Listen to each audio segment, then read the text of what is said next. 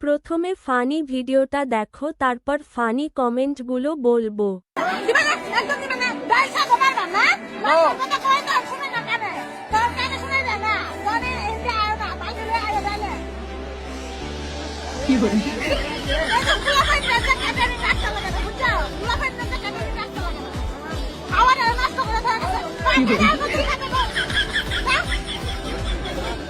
तो चलिए शुरू करते हैं।